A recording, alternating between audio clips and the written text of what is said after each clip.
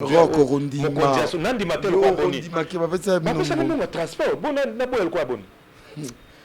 Nzambe na nga. Ozo comme ça ngai, ozo kwa ndeko moko, tant to uta kuna bombe ba comédie bon nga bandeko. Ba yambi biso na mokoto ke lisolo. Bodo. Bonga so na koso na moto, après na transport. Bodo. Et bon na na République. Bodo. Ba pesa. Ba pesa même mon transport. Ba pesa biso mo transport. So ezaka ba comédien te.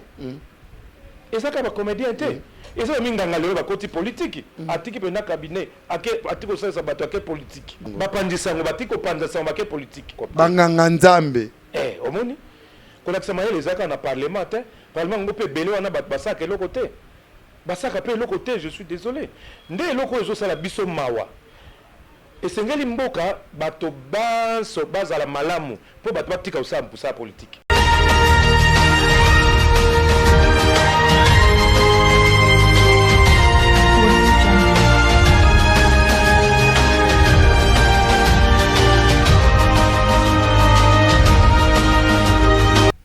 Fidèles téléspectateurs de Bafal Télévision sur YouTube, nous sommes fiers de vous. Merci de tout ce que vous êtes en train de nous rendre comme sincère. Merci beaucoup vraiment de vous abonner massivement chez nous. Nous sommes en train de les constater, non seulement à Kinshasa, mais de partout. En Afrique et pourquoi pas dans le monde, petit à petit nous y arriverons. Merci beaucoup de cette confiance que vous nous accordez parce que nous sommes là pour vous amener des informations tirées de la source, des informations fiables, des informations de proximité,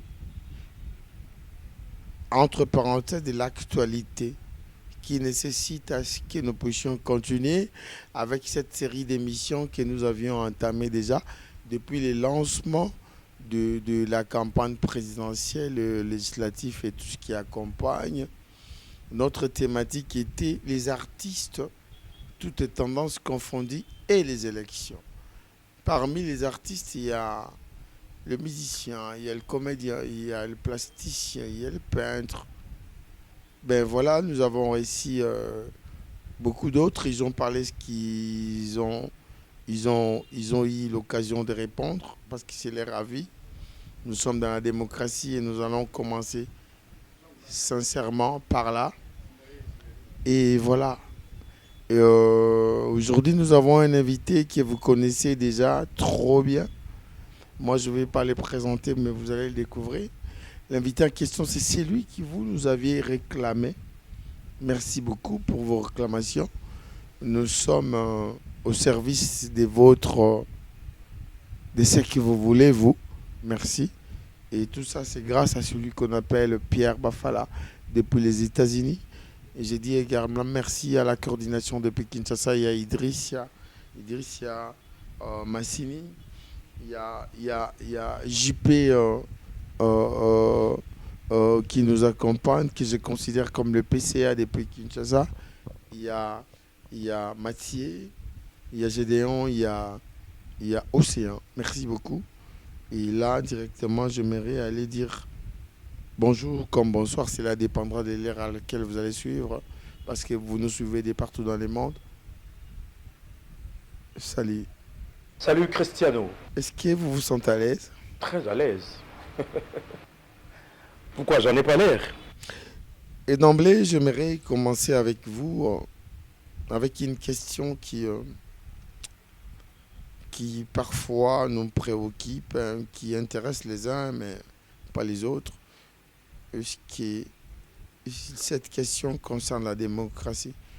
Aujourd'hui, nous sommes, depuis 2001, c'est la 4e fois que nous allons y aller voter les présidents de la République, les députés et consorts. Est-ce que nous pouvons espérer qu'il y a vraiment la démocratie dans notre pays pour aujourd'hui et pour demain? Bon, excusez-moi, mais laissez-moi vous dire que moi, vous êtes en face d'un panafricaniste. Je suis parmi ceux des panafricanistes qui ne qui ne sont pas d'accord avec la démocratie telle que imposée par les Occidentaux en Afrique. Ouais. Déjà, ça ne fait pas partie de nos habitudes. Et non seulement ça, mais aussi la démocratie à l'européenne telle qu'on nous l'a imposée. En tout cas, ça ne peut pas mener l'Afrique au développement. Parce que ces pays occidentaux, ils ont imposé la démocratie après. C'est après avoir œuvré pour faire asseoir, pour éradiquer les besoins primaires, les besoins secondaires, les besoins tertiaires. Et maintenant, ils ont dépassé les besoins tertiaires. C'est l'industrialisation, le développement. Et donc, la mentalité, elle est tout autre. Contrairement aux pays africains qui sont encore au niveau du besoin primaire. Quand quelqu'un qui a comme préoccupation la bouffe du matin pour les enfants, quand la plupart d'Africains ont comme priorité le matin comment les enfants vont manger. Et vous voulez leur imposer la démocratie. Ajouter l'éducation, la santé. La santé, ça patauge encore. Ça patauge encore. En Europe, tu ne sors pas de l'argent de tes poches pour payer la santé. C'est l'État qui prend en charge à travers les mutuelles et tout. Ni pour les frais scolaires. Pas du tout. À part peut-être l'université, parce que l'université en Europe, ça coûte trop cher. Mais c'est toujours subventionné. C'est toujours subventionné quelque part. Ouais. Il y a des bourses d'études et tout. Voilà. Mais bon, parlons de la démocratie. Moi, démocratie comme système politique, moi, ça me pousse toujours à penser au maréchal Mobutu. Parce qu'après des années, moi, je donne raison à Mobutu qui disait qu'on ne peut pas appliquer la démocratie à la lettre comme en Europe. Parce que selon Mobutu, la conception bantou d'un chef, c'est tout un autre. C'est tout autre. Ça marche avec notre culture. Ça marche avec notre culture. Ouais. On est des bantous. Ouais. On est des bantous. Hein? Les gens pensent que, c'est nos pays, notre pays ou l'Afrique doit sa civilisation aux Européens. Non. Les Européens, quand ils sont venus, ils ont trouvé une certaine civilisation ici, en Afrique, notamment au Congo. Il y avait des royaumes et avec un système politique bien structuré. Oui. Et donc, il y avait des rites respectables et respectés. Ben oui. Ouais. Oui. Imaginez un peu un pays comme l'Angleterre, où il y a avant il y avait une reine qui a fait des années, et maintenant il y a son fils qui est là, mais qui ne fait absolument rien. Mais le pays, l'Angleterre marche, on ne s'occupe même pas de lui. Vous savez pourquoi? C'est parce que la mentalité, elle est autre. C'est parce que, ils ont dépassé le niveau de chercher la bouffe. Ça c'est le besoin primaire, besoin secondaire, ils n'en ont plus, ils ont dépassé ça. Maintenant, chacun subvient à ses besoins. Ils n'ont pas besoin de se mêler de la politique. Mais ici, ça ne peut pas marcher parce que c'est une autre mentalité. Puisque vous me posez la question sur la... Attends, Bodo, je ne peux pas te laisser comme ça. Excusez-moi. Bodo est un leader d'opinion, grand cinéaste congolais. Vous êtes au départ, vous voyez, artiste, comédien talentueux. Donc vous êtes au même moment dans les théâtres et dans les cinémas, communément appelés congolais, les cinémas congolais. Un leader d'opinion, vous êtes les chéris du gouvernement lorsqu'il y a une campagne publicitaire pour vulgariser, pour sensibiliser. le premier choix, c'est Bodo. Si aujourd'hui Bodo devient président de la République, il va bannir la démocratie? Non, je vais imposer une démocratie à l'africaine. Nous avons notre démocratie, notre système de gouvernance à nous, qui n'est pas nécessairement la démocratie à l'africaine. Mais bon, puisque vous parlez, vous me demandez si ça se porte bien la démocratie en RDC. Ben, étant donné que nous avons à la tête du pays un magistrat suprême qui est issu d'une famille dont le père était combattant de la liberté, combattant de la démocratie, eh ben, avec lui, il y a la démocratie. S'il faut considérer la liberté d'expression comme étant les indices de la démocratie, et actuellement, comme c'est la période électorale, eh ben, par rapport à ça, on peut dire que bon, avec Fachi, il y a la démocratie.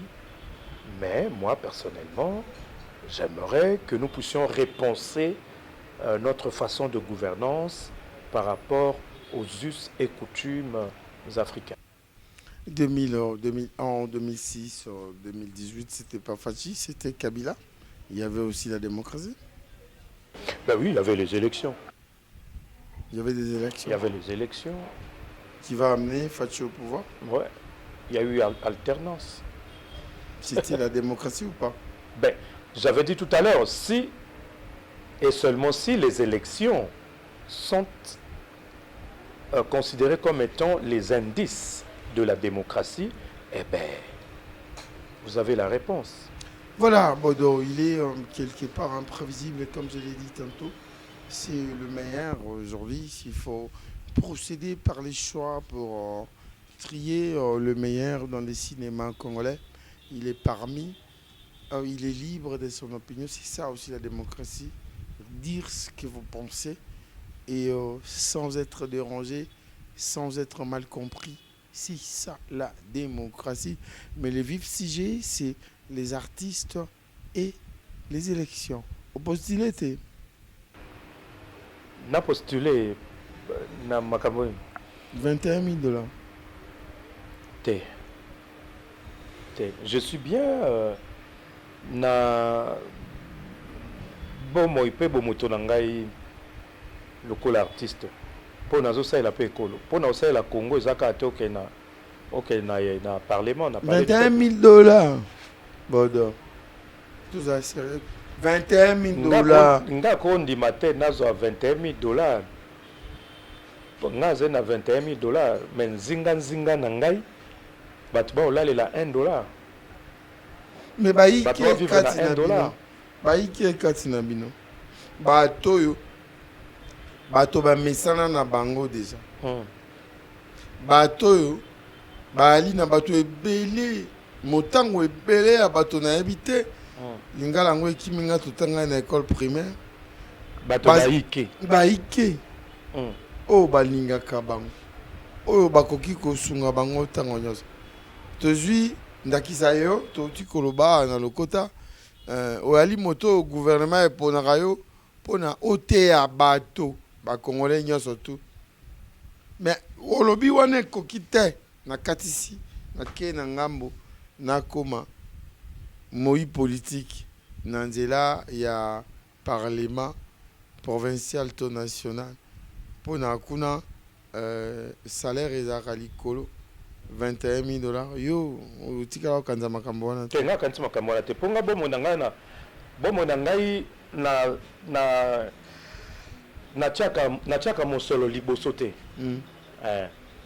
Nga chaka mosolo liboso te po moni mosolo eza molakisi mabe mbeli ya mino mbale mbele no mbale solo bo tshebe na moto ngai be na zambo ngai be na tata ko iba pe osimbi kisi pe otiki na mbongo yango ba innocent nde bakomi kosalela yango bongo soko za maele oyo sengeli kokende kokabola yango na baninga kuna okenda te tata yo moko lobi ate soki gouvernement azana likambo azana posa kolekisa message pona kosunga ekolo amon ke moto azana maele pona kosala pona message wana eleka abengi ngai mabeze api kolakisa maele ezaka na parlement te parlement ngo pe bele wana basaka eloko te basaka pe le côté je suis désolé nde loko ezo sala biso mawa esengeli mboka bato baso bazala malamu po bato batika osala mpusa politique po sikoyo bato ebimi emonani polele na miso ya bato te misala mikufi na domaine nyonso ezaka ba comédien te ezaka ba comédien te ezaka minganga lelo bakoti politique atiki pena cabinet atiko sala bato ake politique bapandisango batiko panza sango bake politique bato ya masano batiki elakiti te yo kwado na mosano ya kwado moyo gagner vie eza sute yo fonctionnaire na mosano qui fonctionnaire moyo gagner sous vie eza te est-ce qui est bizarre na ba chef coutumier na ba chef coutumier bato ya lokumu ozo te ba chef coutumier votara bango bakoptaka bango kokopte baza natangelo banomba ba chef coutumier ou ba postule mais na ebi que na ndenge ba siège ali 500 je crois que le nombre moko boye batikila ba chef coutumier bakoptaka bango ya kokopta banganga nzambe omoni donc il a dit que société sociale ya population eza ya kokita nde yango bato bamoni que non et c'est que moi mosolo eza kobima au moi souffle ezali eza politique c'est un danger yango nazo senga tango soki Faci azwi deuxième mandat na ye en tout cas bon ça social le quoi azaki na mokano wana tanga kotaki na pouvoir parce que achaki mandat na ye sous le signe ya social mais ndenge to monaki biso to monaki bachelaki ebinkonongo ebele et pas FCC pas bundana mokonzi a décidé azwi mokano kuna ministre aboyi ko exécuter insubordination to lekisi 2 ans boka ya ko patauger mokonzi aza malweka bato ya gouvernement baza na sel mboka etambwaka bongo boni mokonzi azaka be moko 2 ans eleki be pamba boye tobongisi yango ale loko aza kinois mwana limete otango mobutu soki neti koto bagrenade ebeti tokatima ya mombele toki obatama na mombele soit na lo vert soit na lo café nde atali babi te nga aza kinois epuis mwana poto abeti monka mwa nini abetika mwa nini wana ale adeboulonné ntango adeboulonné aye kocréer asangisi acréer mwa élan moko ya patriotisme biso nyonso tozalaki consulté baconsultaki bakouche nyonso ya population voilà topesi makanisi ndenge bazoyamba bino tomonaki yango me mbongo bapesa bino toyeba yango te bapesa ye mbongo tata soki mokonzi ayambi yo c'est tout à fait normal mokonzi oyo mokonzi nandima te lokwa boni bapesa bino transport bona naboya lokwa boni ozokamwisa ngai eza loka ndeko moko ntango toutaki kuna bombeli bacomédie ya bolinga bandeko bayambi biso na moko toke lisolo bonga so na kosola na moto apia na transport ebona okabola na république bapesa bino mbongo ya transport bapesa biso mbongo ya transport tuna ta bato nyonso bakendaki Faci aza civilisé aza vrai kinois vrai congolais akoyamba mopaya te ata biso tata yoso yambi moto pe no pia yonga moni yo ata maya pamba te internat Mbadiaboma. J'en profite de l'occasion pour dire bonjour à l'excellence Guilenyembo parce que moi la biso alimba oyebaka oui bien baza notable yemba nako na notable alemba na pesi bunga bandeko na ngala te mon transport no bien yo mona wapi mokonzi nini ayambi bapaya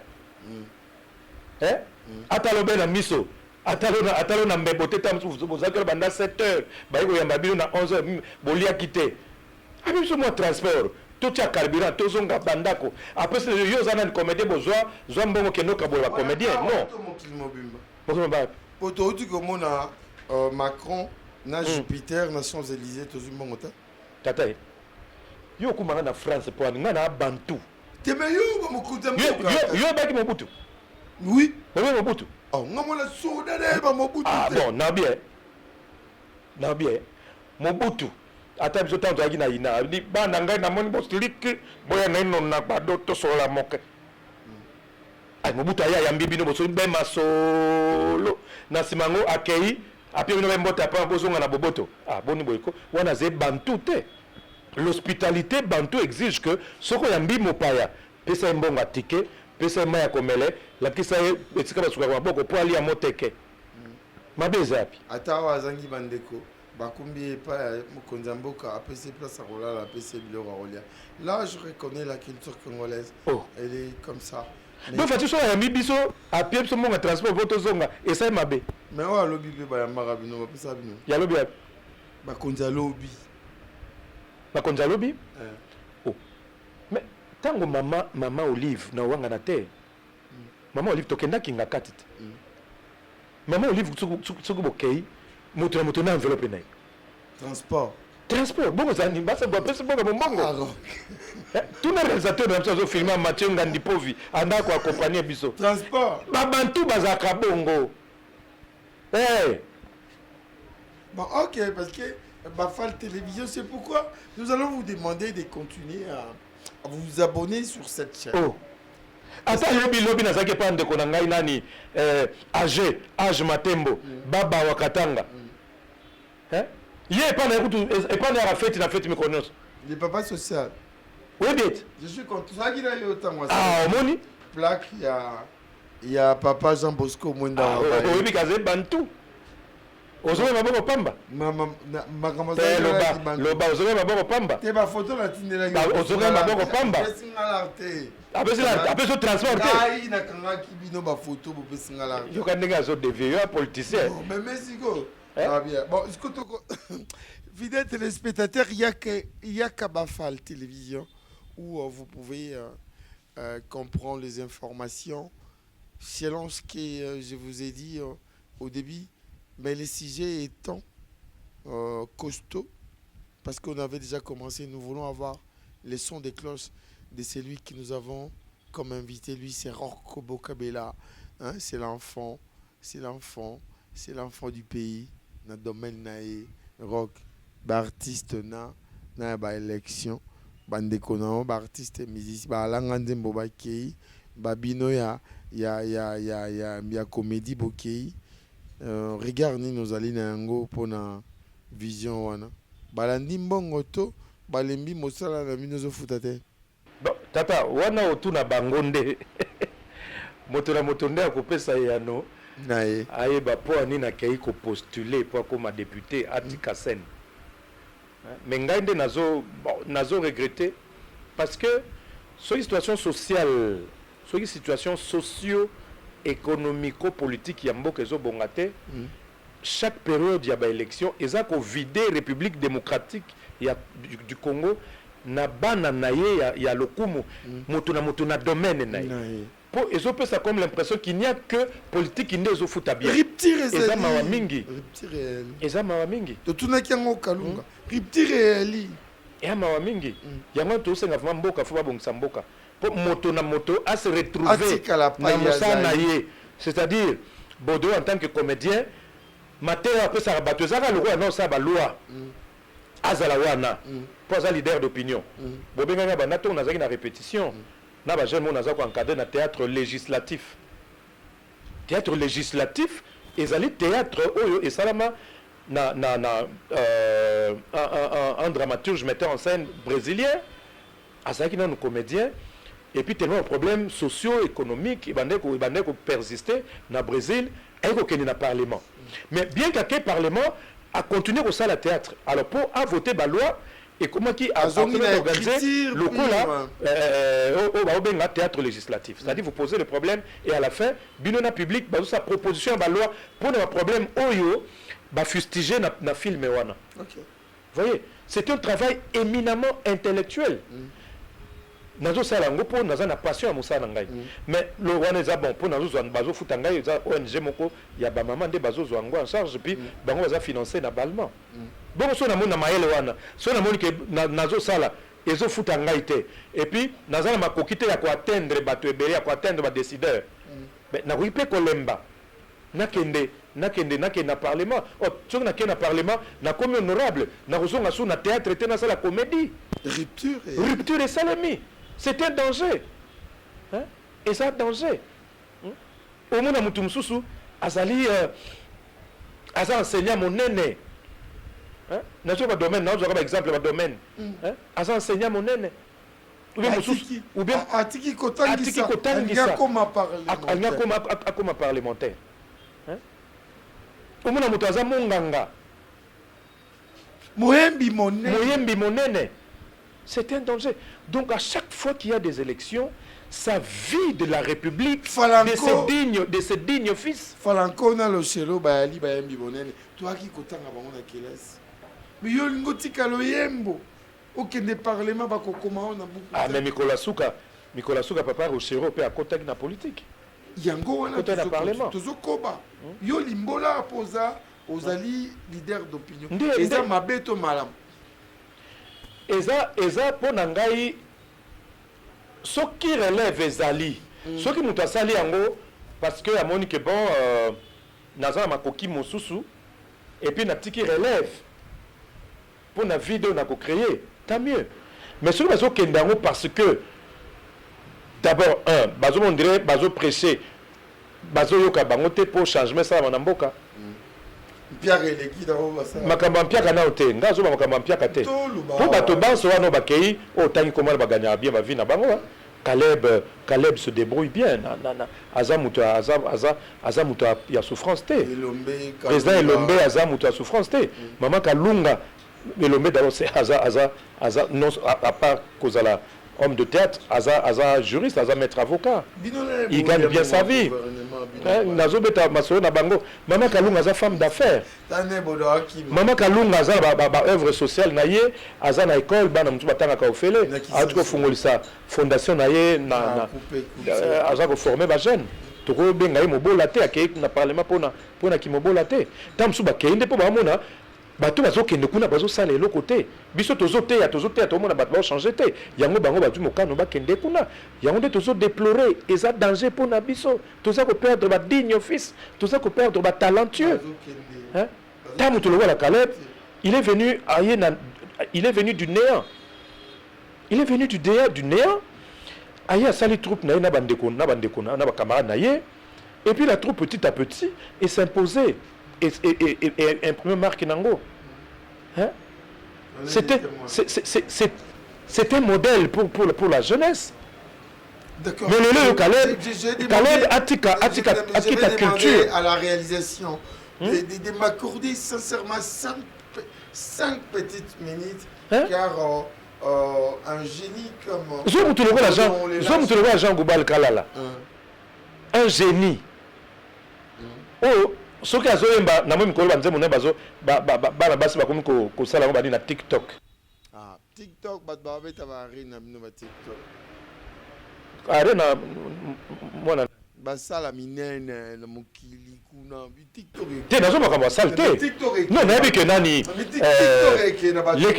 leki na ngai bo kila lokondo nani aigle auto beta you arena c'est une fierté c'est le Congo qui gagne nazo na beta ni il y a comme député te il y a comme député nani Fali na mutabeti you arena il to beta masona était lui demeure dans la musique c'est notre ambassadeur nazo beta masona Goubal parce que il est candidat tel un fils valeureux à Lemba so azo le kaboye ata na simplicité na ye mais omona na reçu oya Goubal oya Jean na esengo te nga beta masolo na ngai te bino nde esengo beta masolo na ngai te tata yo sa mona moto aye moko sujet observé sujet tofana yo tosula vraiment mosi moko aye naloba na biso ya Lemba c'est notre village. Lemba c'est notre rock nga on a kotama on a coupé chaque dimanche on tama on a coupé coin donc dans bangelo côté pour les village na biso donc c'est vous voyez alors mutu quoi Jean Goubal Kalala na musique na yewana tanga zobeta ezopesa toli ozinze pourquoi bayibinga ibo mwana ozuna nzembo oyo ayibanga maloba te ayibanga maloba na inspiré nzembo ya quel beauté. Quelle beauté. Hein? Allez, c'est comme talent wana. Lobby, pour bako voter. Lobby ba voter. Lobby comme na parlement. C'est quoi moi aya suko côté abisote na loembo. Au moins, tu que perdre. Il faut mboka et babong sa mboka. Ceux qui sont artistes, tous les musiciens, dans le domaine, ceux il faut changement, ça de la Congo, pour que ça puisse candidater dans le Parlement, pour que place la décision soit maka. Roch Bokabila, il n'a pas parlé comme Elombe, il n'a pas parlé comme Mamani, il n'a ni parlé comme Elko, il n'a pas parlé comme les autres, il a parlé comme on l'entendait, un digne fils du pays. Il vous a donné ce qu'il pense. Il n'aime pas trop la démocratie, mais il fait avec parce qu'apparemment, selon ses propos, il est pour les numéros 21. Au lobby? Ah.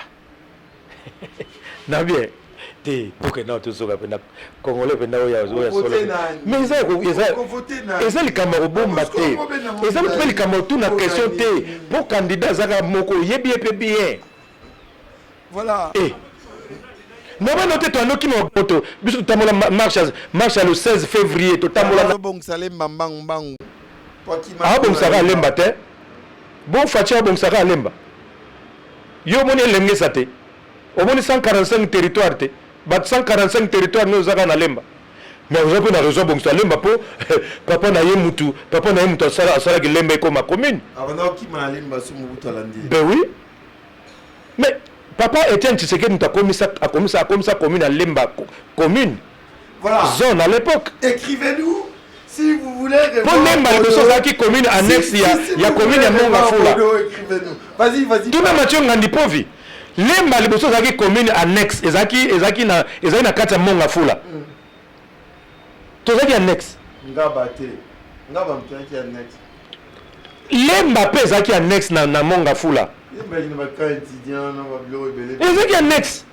Papa Tshisekedi nde mutu ayi kokomisa yango commune autonome.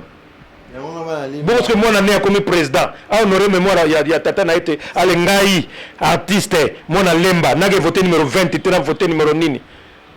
Ya mona ba bongisa mu boso mu kengelia. Au sentier hein. Na sentier. Au moni bilembo hein. Au moni bilembo. Fidèles téléspectateurs, si vous voulez avoir encore Fachi, écrivez et nous allons. Et puis ceux qui vont noter, moi si naïe, puis vous êtes parmi artistes, dans la carte de la santé, maman Denise appelle ça biso. Maman Olive. Maman Denise. Tu as la carte de santé à maman Olive. Maman Denise, pardon. Tu as la carte de santé à maman Denise. Donc, moi si à Fachi, la première dame. Maman Denise Nyakeru, moi chic, Mouka joua Fachi Béton. A joué inspiration tant au Mindondo à Koufi. Continue à Tchouba. Hein? Oh, même en Tchouba, même en Congolais 100%. Hein? Oh, même en Tchouba, beaucoup de chiens. Au moins, les gens à 100% Congolais de père et de mère. Ça dit, na rôle Bachiluba. Hein? Mimi nataka kusema nataka kusumbulia na Swahili. Mimi nasema Swahili. Niko Congolais. Bon, je parle ici tout en malisé ça. L'émission elle est où? Kama Kikongo. Kama mnapenda kuona. Mtu andikie, mtu ite. Oui, les numéros iko napita pale. Mais merci na Jean-Pierre Bafala. En tout cas Bafala. Merci. Bafal Télévision. Bafal Télévision. Merci pour cette opportunité.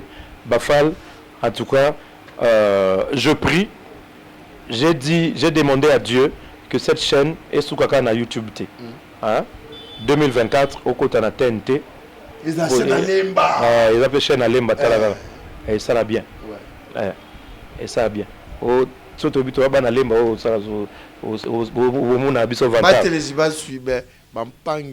Na betu ya bandundu betu ke vonda rutu baba mambu ya ba comédien na yai betu ke bingaka ba élection samu na un qui ba comédien ba utabika kisala na bao samu na kwenda ku parlement. Vous étiez en train de suivre Bodo au Kabela. Nous sommes trop riches, ce pays est trop riche et il est parmi les Valérés, il est parmi les fils dignes de ce pays. Il a parlé avec son cœur, il a parlé avec son esprit. Et puis voilà, je pense que vous êtes nombreux. vous allez partager même avis que Roch Bokabela.